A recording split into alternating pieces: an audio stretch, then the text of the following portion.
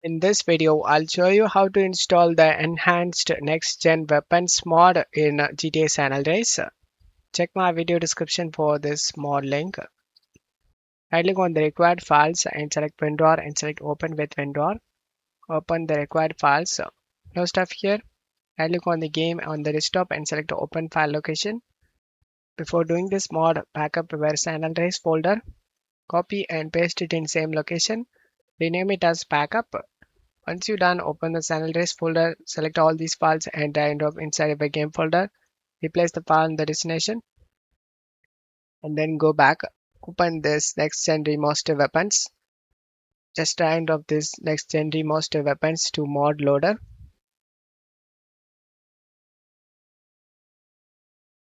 Once you've done this, go back in WinRAR and open this exe. Open the exe, drag and drop this exe inside of a game folder. Right click on this 14,000 KB and select show more options. Send it to desktop create shortcut. Now launch the game through the newly created shortcut. I show you guys before and after comparison. You can easily compare this mod. I hope this video helped you. If the video helped you, don't forget to leave a like and subscribe. Thank you.